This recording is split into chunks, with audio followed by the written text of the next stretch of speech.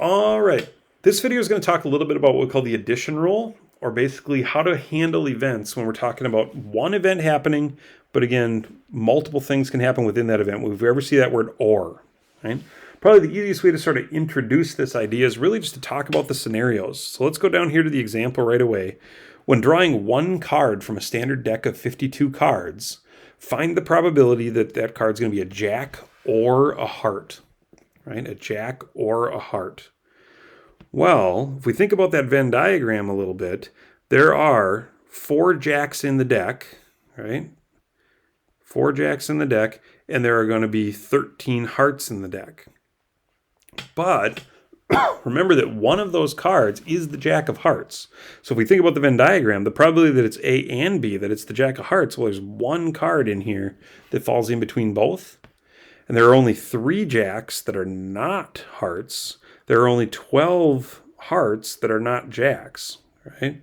So again, really there are 16 cards. There's 3 jacks that aren't hearts, 12 hearts that aren't jacks, and 1 that falls under both.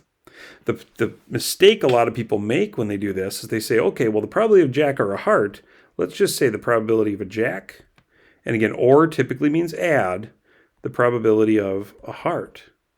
Well, in that case, we would say 4 out of the 52 cards are jacks, 13 out of the 52 cards are hearts, and we would be saying that there are 17, right, cards to pick from. But we already said there aren't. There's only 16. We only want 16 different cards because, again, in this number, we've double counted that jack of hearts. We've double counted that card in the middle, right? We don't want to do that. We need to remember, in general rule, take the probability of a jack, probability of a heart, and subtract off the probability of that intersection. We've double counted it, so we need to remove it one of the 2 times. Realize we're still leaving the jack of hearts in there. We're just not doing it twice.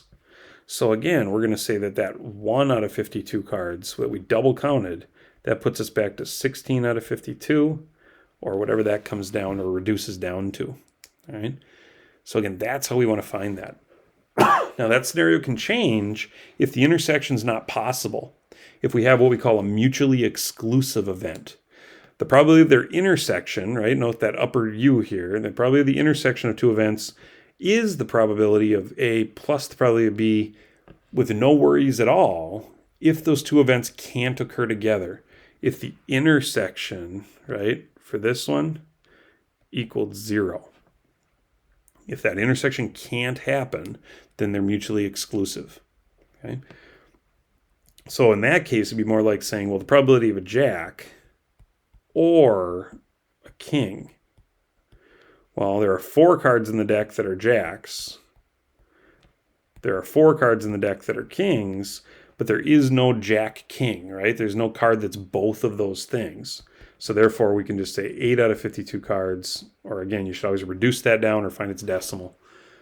But again, we're not worried about the intersection, right? They can't occur together. Okay? Let's use that idea to talk about a couple of different scenarios here. So up top, if you buy a pair of pants in your regular size without trying to try them on, right, there's a probability of 0.3 that they're going to be too tight. There's probably a 0.1 they're going to be too loose, right? Depending on what company they're making or these things, right? Maybe they made them a little differently. What is the probability that a pair will be either too tight or too loose? Well, let's write out our scenario here. So we've got the probability that, again, it's going to be too tight or union with could be too loose. Well, initially we'd say, well, probability of being too tight, we already know, is going to be 0.3 plus the probability of them being too loose, right, is 0.1. And I would make the argument that you're either going to qualify them as one or the other. They're either too tight, you don't want them, or they're too loose, you don't want them. So again, you can't be both though, right? We can't be both too big and too small all at the same time. So essentially, right, there's no intersection. And we'll just call this 0.4, right? Or there's a 40% chance that essentially they don't fit, right? That they're not fitting. They're too tight or too loose, right? Not fitting. That also brings up a second question. Well, what's the probability that they do fit then? And that's a great time to institute that complement idea. Again, we've heard about the complement. The complement of an event is 1 minus the probability that an event happens, right? The probability of A, 1 minus the probability of A is the probability that A doesn't happen, right? While the probability that they fit, right, is really 1 minus the probability they didn't fit.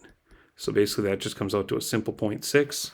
And if there's a 40% chance they don't fit, right, they're too tight or too loose, then there's a 60% chance, or 0.6, right, probability that they do fit.